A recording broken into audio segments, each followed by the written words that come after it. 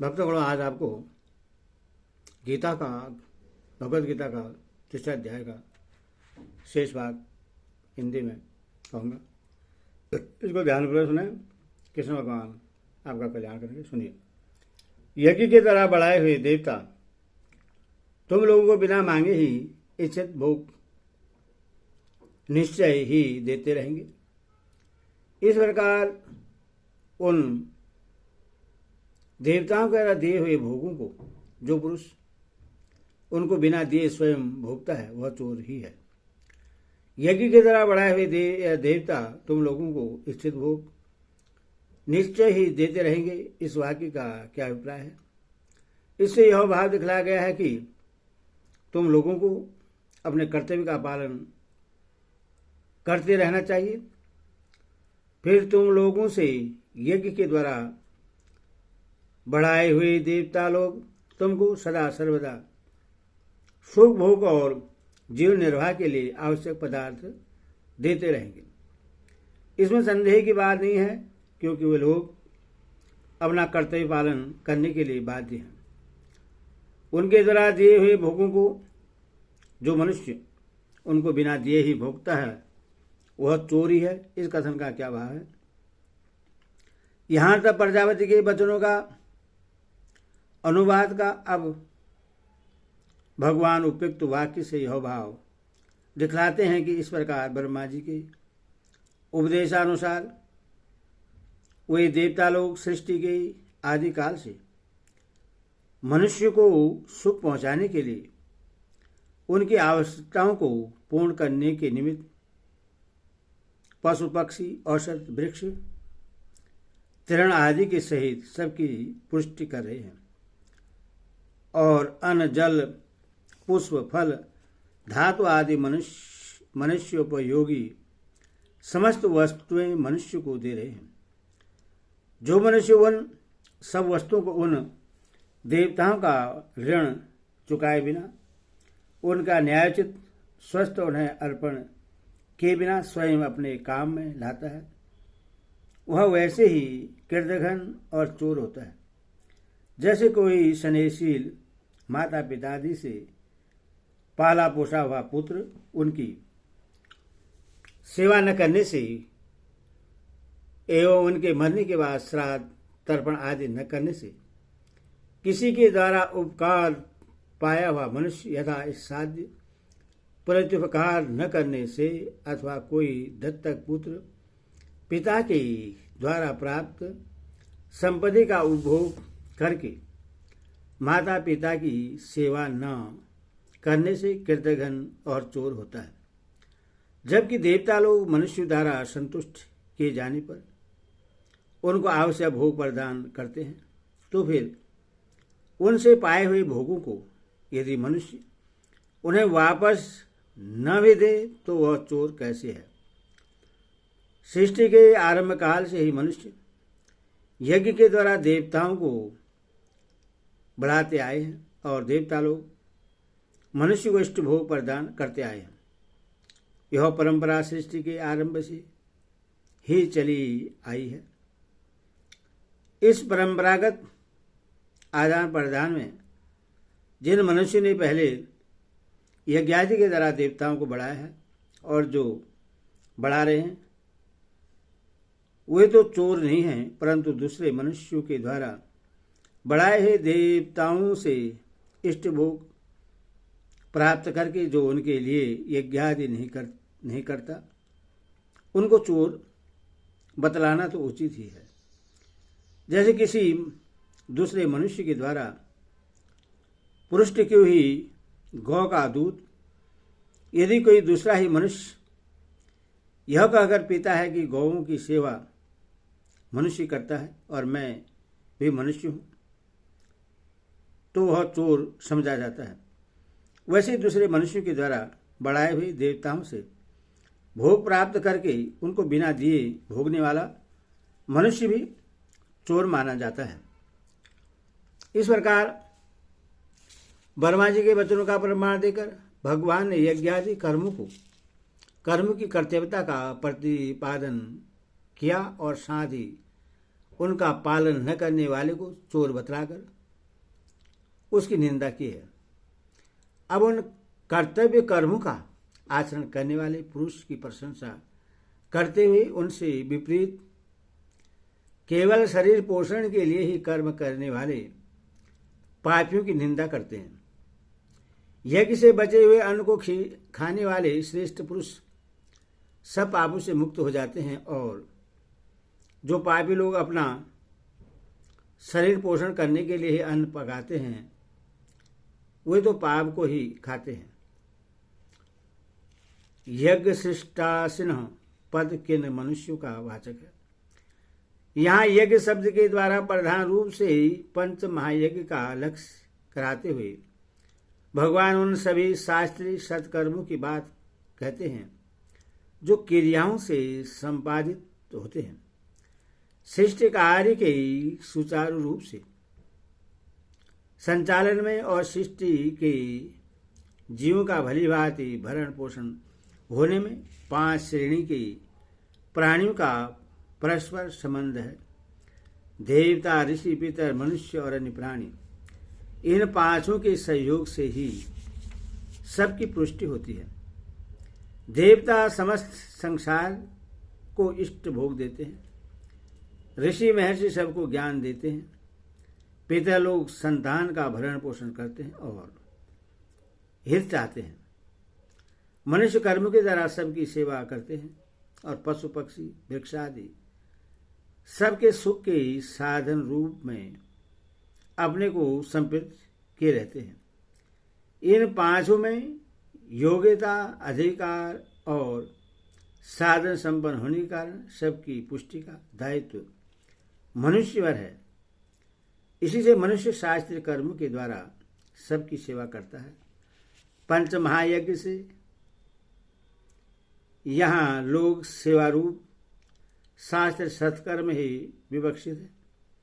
मनुष्य का यह कर्तव्य है कि वह जो कुछ भी कमावे उसमें इन सबका भाग समझे, क्योंकि वह सबकी सहायता और सहयोग से ही कमाता खाता है। इसलिए जो यज्ञ करने के बाद बचे हुए अन्न को अर्थात इन सबको उनका प्राप्य भाग देकर उनसे बचे हुए अन्न को खाता है, उसी को शास्त्राकार अमृत खाने वाले बतलाते हैं। जो ऐसा नहीं करता, दूसरों का स्वस्थ मार कर केवल अपने लिए ही कमाता खाता है, वह पाप खाता है। विभिन्न क्रियाओं से उपार्जित अन्न का भोजन उसके पकने पर ही होता है, और उस अन्न की अग्नि में आहुति दिए बिना देवयज्ञ और बलि वैश्य देवी सिद्ध नहीं होते। इसीलिए यहाँ हवन और बलि वैश्य देव को प्रधानता दी गई है, परंतु केवल हवन बलि वैश्य देव रूप कर्म से ही पंच महायज्ञों की पूर्ति नहीं हो जाती। यज्ञ से बचे हुए अन्न को खाने वाला वास्तव में वही है जो सबको अपनी कमाई का हिस्सा यथा योग्य देकर फिर बचे हुए को स्वयं काम में लाता है। ऐसे स्वार्थ त्यागी कर्मयोगी का वाचक यहाँ यज्ञ शिष्टासिन पद है।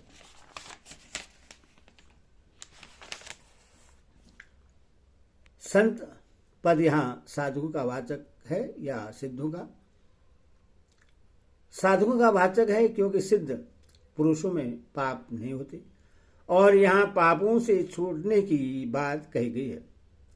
क्या संत पद का प्रयोग सिद्ध पुरुषों के लिए नहीं हो सकता? और क्या सिद्ध पुरुष यज्ञ नहीं करते?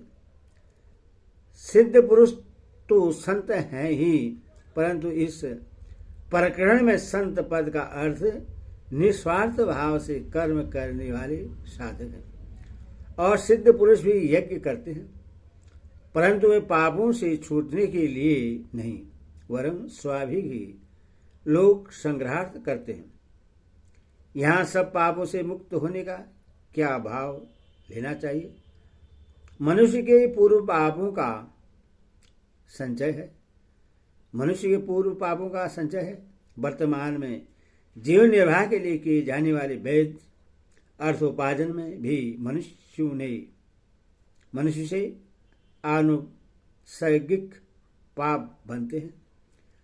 सर्वारंभा ही दूषणम धूमेनाग्निरिवावृता के न्याय से हवन, प्रजापालन, युद्ध, खेती, व्यापार और शिल्प आदि प्रत्येक जीवन धारण के कार्य में कुछ न कुछ हिंसा होती है।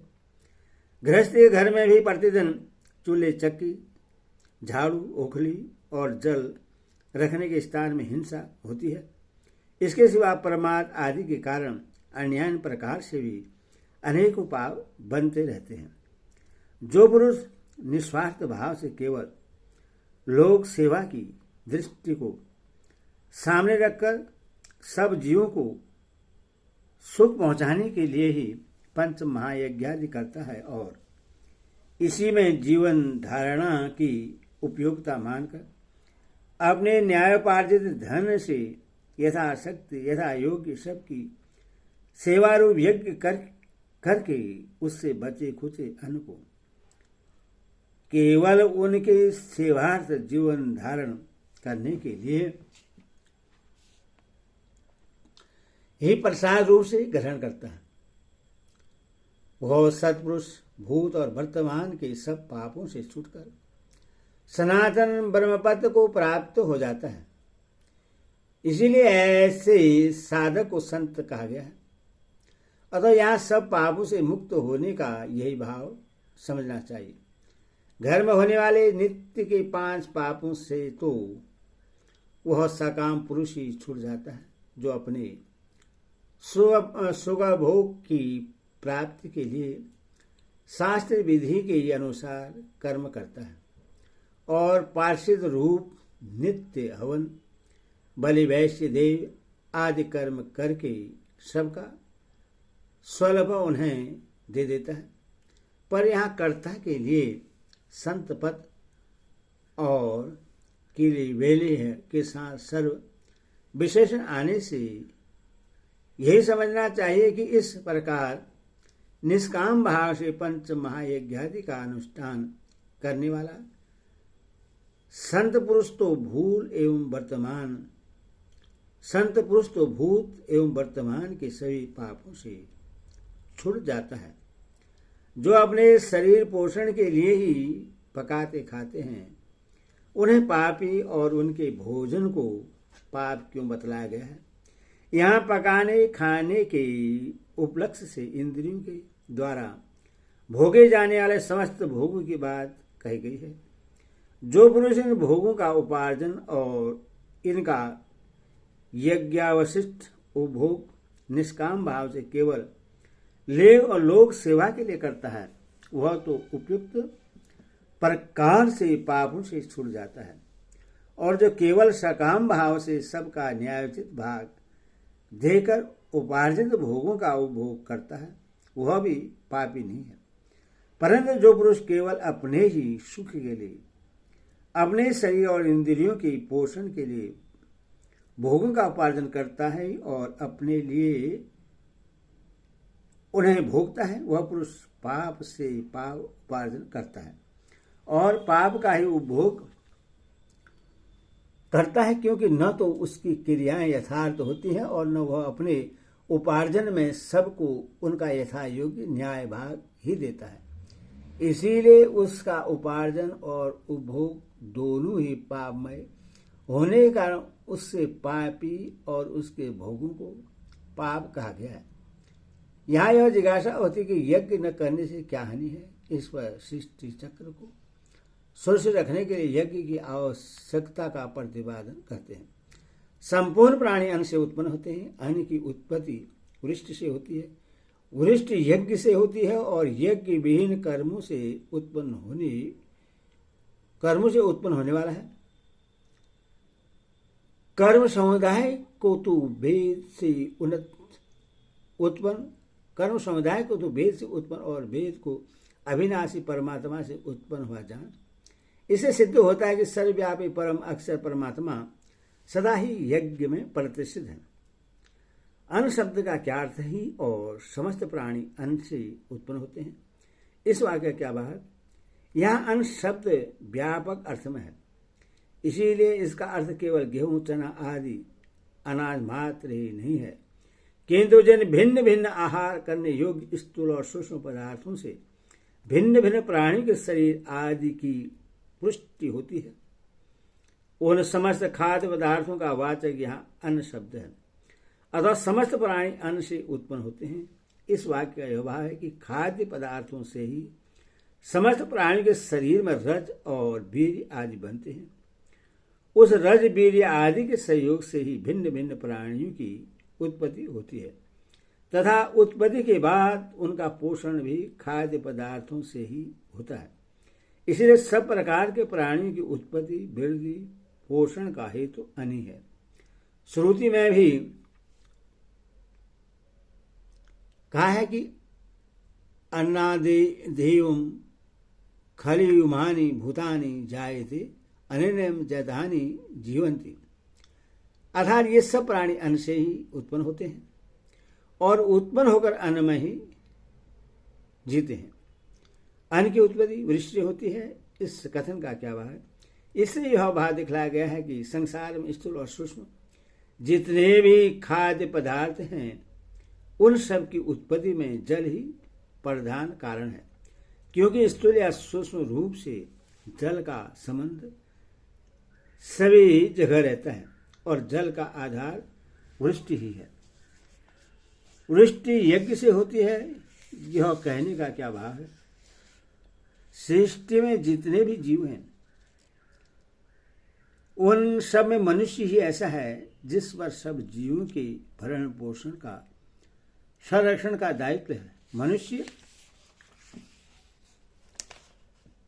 अपने इस दायित्व को समझकर मन वाणी शरीर से समस्त जीवों के जीवन धारणादि रूप हित के लिए जो क्रियाएं करता है उन क्रियाओं से संपादित होने वाले सत्कर्म को यज्ञ कहते हैं। इस यज्ञ में हवन दान तप और जीविका आदि सभी कर्तव्य कर्म का समावेश हो जाता है। यज्ञ भी इसमें हवन की प्रधानता होने से शास्त्रों में ऐसा कहा गया है कि अग्नि में आहुति देने पर वृष्टि होती है और उस वृष्टि से अन्न की उत्पत्ति के द्वारा प्रजा की उत्पत्ति होती है। किंतु यज्ञ शब्द से यहाँ केवल हवन ही विवक्षित नहीं है, लोकोपकार होने वाली क्रियाओं से संपादित सत्कर्म मात्र का नाम यज्ञ है।